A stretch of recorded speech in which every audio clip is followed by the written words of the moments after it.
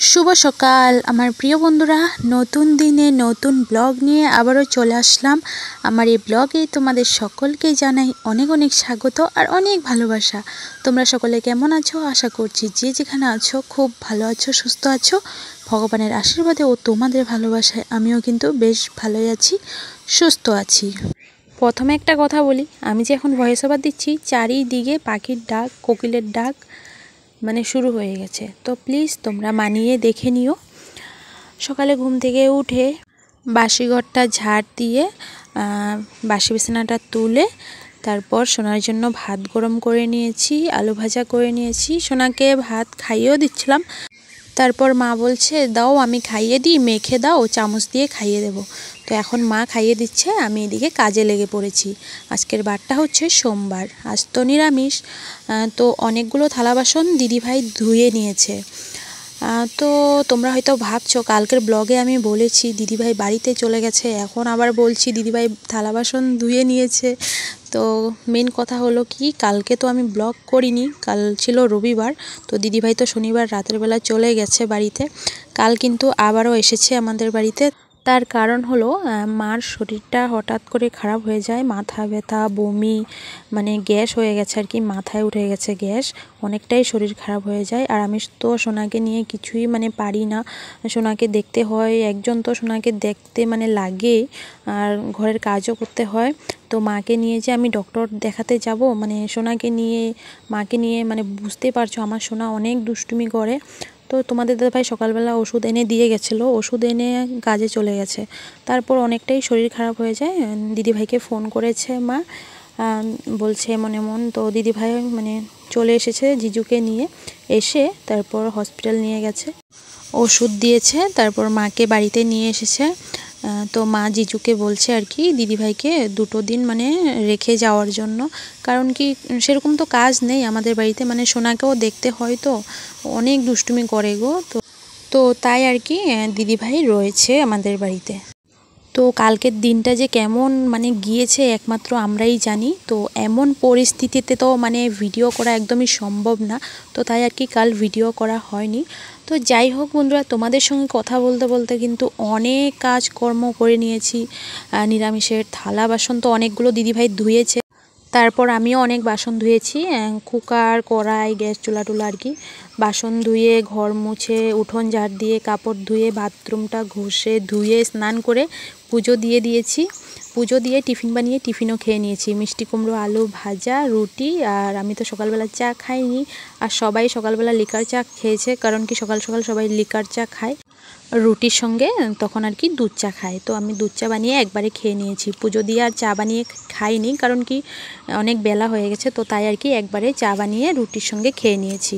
মানে কি বলতো, সপ্তাহে আমার 2 দিন প্রচুর কাজের চাপ থাকে, সোমবার আর বৃহস্পতিবার। সোমবার তো নিরামিষের থালা বাসন ধুতে হয়, অনেক কাজ।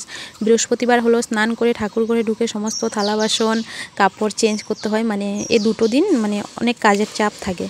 তো যাই হোক, এখন চলে আসলাম টিফিন খেয়ে দুপুরে রান্না করতে।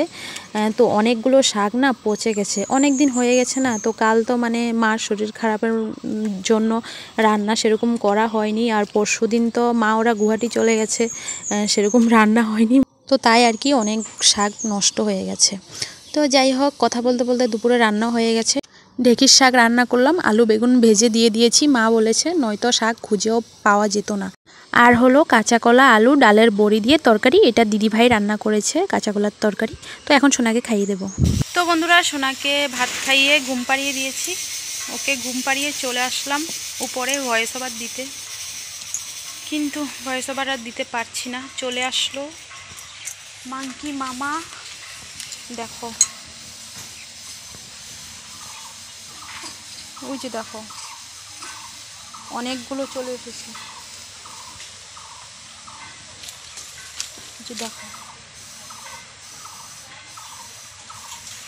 দেখেছো অনেকগুলো চলে এসেছে। তো বাজে এখন 1:30, 2টোর দিকে ভাত খাবো, কারণ কি এখনও মানে খিদে পাইনি, কেউ খাবে না বলছে, মাও খাবে না।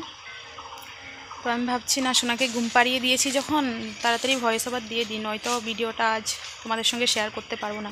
কিন্তু ভয়েস ওভার দিতে পারছি না, আর মনে হচ্ছে আজ পারবো না।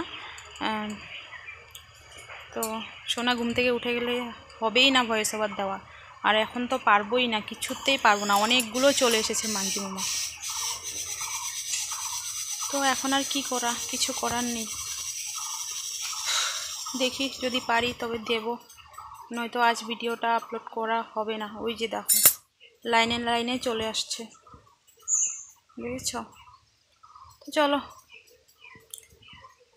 বেকার বেকার দাঁড়িয়ে থেকে লাভ নেই, একটু রেস্ট করি, আর ভালোও লাগছে না। চলো বন্ধুরা, আসছি পরে, সাথে থাকো। গুড ইভিনিং বন্ধুরা। তো বাজে এখন হলো 5টা, 5:30 বাজে। খাওয়া দাওয়া করে একটু শুয়ে, তো ভয়েস ওভার দিতে পেরেছি, মানে খাওয়া দাওয়া করে তারপর ভয়েস ওভার দিয়েছি।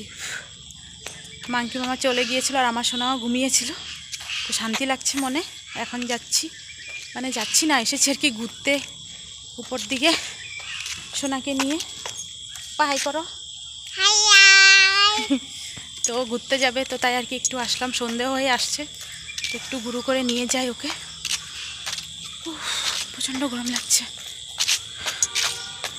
তো চলো বাড়িতে গিয়ে সন্ধে দেবো, আসছি পরে, সাথে থাকো। তো বন্ধুরা, সোনাকে একটু ঘুরু করে নিয়ে এসে সন্ধে দিয়ে দিয়েছি। সন্ধে দিয়ে এই তো এখন চা খেয়ে নিচ্ছি। দিদিভাই চা বানিয়েছে, চার সঙ্গে আছে পাঁপড় ভাজা। দারুণ লাগে কিন্তু পাঁপড় ভাজা দিয়ে চা খেতে। কার কার ভালো লাগে কমেন্ট করে অবশ্যই জানিও। হে ভগবান, মানে যখনই ভয়েস ওভার দিতে আসবো, মানে চেঁচামেচি আওয়াজ শুরু হয়ে যায়। তোমরা হয়তো অনেক আওয়াজ শুনতে পাচ্ছ, প্লিজ মানিয়ে দেখে নিও।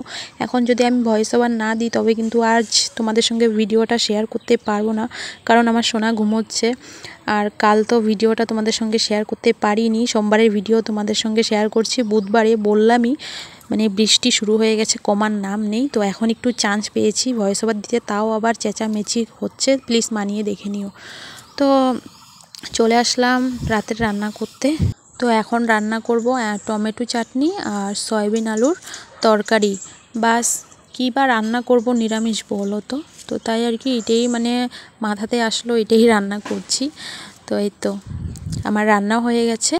চলো এখন খাওয়া দাওয়া করে ঘুমিয়ে পড়বো। আর কি, ভিডিওটা এখানে শেষ। কেমন লাগলো কমেন্ট করে জানিও, ভালো লাগলে লাইক করে দিও, আর চ্যানেলে নতুন হয়ে থাকলে তাহলে অবশ্যই চ্যানেলটাকে সাবস্ক্রাইব করে দিও। আবার দেখা হচ্ছে নেক্সট ব্লগে। Tata, bye bye, good night.